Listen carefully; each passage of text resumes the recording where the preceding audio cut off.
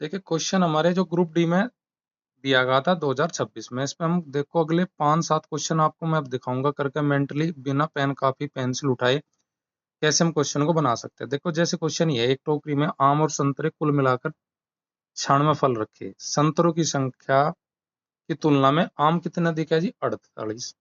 तो कुल आम बताइए। यहाँ पे योग दिया और अंतर दिया, योग 96 और अंतर 48, सर मुझे अधिक वाली जो संख्या वो निकालनी। तो जहां अंतर दिया, योग दिया और अधिक वाली संख्या निकालनी हो तो योग और अंतर को जोड़ो और उनका आधा कर दो, बस आपका आंसर बन जाएगा 48 और 96 का जोड़ हो जाएगा 144, 144 का हाफ करेंगे यानी कि आपका 72 आ जाएगा। 72 मेरे पास ऑप्शन किस में है जी, ए में। अगर पूछता है ये संतरे तो इन दोनों का अंतर करके यानी कि 96 और 48 का 48 आता, 48 का आधा करते तो 24 मेरा आंसर हो जाता। देखो कुछ क्वेश्चन ऐसे आते हैं इजी और मीडियोकर लेवल के, जिन पे हमें बिल्कुल भी पेन पेंसिल उठाने की कोई भी जरूरत नहीं होती, केवल हम मेंटली कैलकुलेशन करके ही क्वेश्चन को बना सकते हैं। पर लेकिन उनके लिए एक मेंटल प्रैक्टिस होना बहुत जरूरी है। जब आप मेंटली प्रैक्टिस करते हैं बिना पेन कॉपी के, तभी जाके आप उन क्वेश्चनों को पेपर में जाके इस तरीके से बना सकते हैं। देखो वो तरीका सीखने के लिए आपको पहले अभ्यास जरूर है। देखो जैसे क्वेश्चन है, ये आपका question sec square 50 degree minus tan square 50 degree का मान ज्ञात कीजिए। अगर आपको पता, आपका बेसिक पता कि एक सरसमीका होती है, क्या होती है, sec square theta minus tan square theta बराबर 1 होता है। अब थीटे का मान कुछ भी हो, हमारा थीटे का मान कुछ भी और सरसमीका में अगर हम उसका मान रखते हैं तो हमारा आंसर हमेशा सरसमीका की जो वैल्यू होते है वही होता है। अब जैसे ये क्वेश्चन है, इसका आंसर हमारा क्या हो जाएगा, 1 हो जाएगा। तो कोई भी पेन कॉपी उठाने की जरूरत नहीं थी, जीके की तरह टिक मार के आगे बढ़ जाते हैं हम।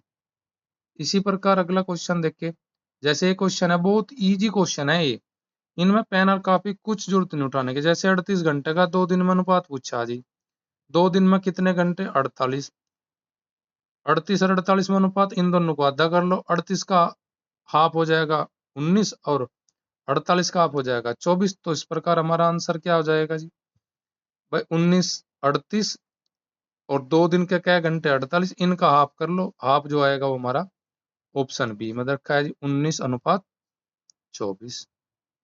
सेम अगला क्वेश्चन देखते हैं हम, इस प्रकार के जिन पे पेन कापी उठाने की हमें आवश्यकता नहीं होती।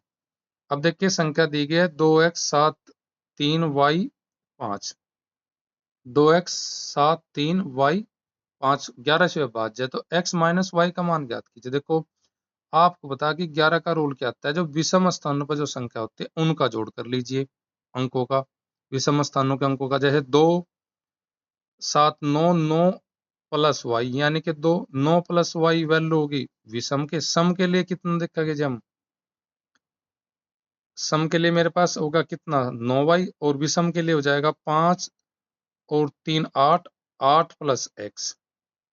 अब इनका मुझे जोड़ बराबर करना, अगर जोड़ बराबर हो जाएगा यानी कि इनमें जोड़ बराबर हो जाएगा तो उनका अंतर शून्य आ जाएगा, तो मेरा काम बन जाएगा। तो मैं क्या करूं, अब y को तो रख लू मैं शून्य ही, क्योंकि 9 का 9 रख लू, और x को बना लू मैं 1, x का मान रख लू 1, तो 1 जुड़मा 8 में 8 1 क्या हो जाएगा 9, और 9 9 का अंतर हो जाएगा 0, तो मेरी संख्या 11 से घट जाएगी।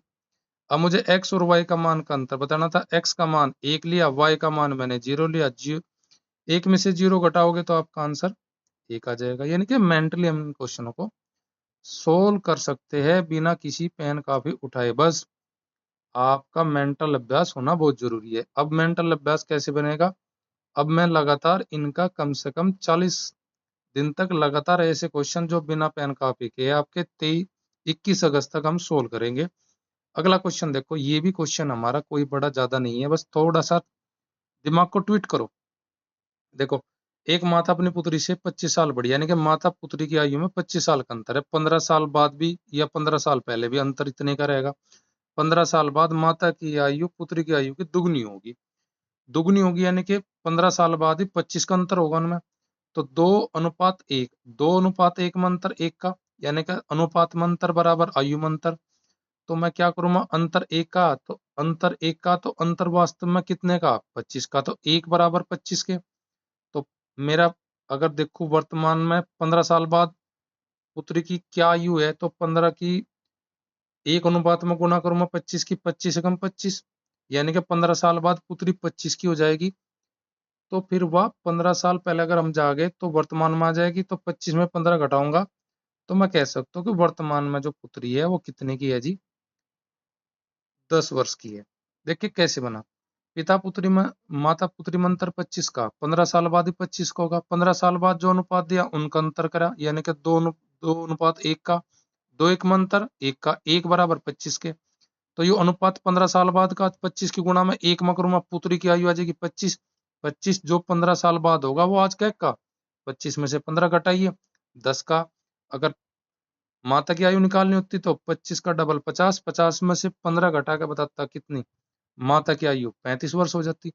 तो भाई ऐसे क्वेश्चन को बनाने के लिए आपको पहले प्रैक्टिस करनी पड़ेगी मेंटली। अगर मेंटली प्रैक्टिस आपकी हो जाती है तो आप क्वेश्चन को जाकर बिना पेन कॉपी, मैं ये कहता हूँ कि जो मीडियम क्वेश्चन है, मीडियम क्वेश्चन और जी इजी क्वेश्चन, भाई उन पे पेन कॉपी अगर आप उठाओगे तो आप समय को किल कर रहे हो। और जगह आप समय लगा सकते हो, जैसे रीजनिंग है, जीके है, और जगह आप टाइम लगाए। और मैथ में आप मीडियम इजी क्वेश्चन पे नो पेन यूज की अगर आप प्रैक्टिस करोगे तो आप क्वेश्चनों को जल्दी उड़ा दोगे। 25 क्वेश्चन हमारे टोटल आते हैं, तो कम से कम 14 से 15% आपके ग्रुप डी में ऐसे आते हैं जिन पे पेन उठाने की आवश्यकता नहीं है। मैं अगले 40 दिनों तक, 21 अगस्त तक, जब तक आपके एग्जाम है तब तक मैं बिना पेन यूज की प्रैक्टिस आपको कराऊंगा।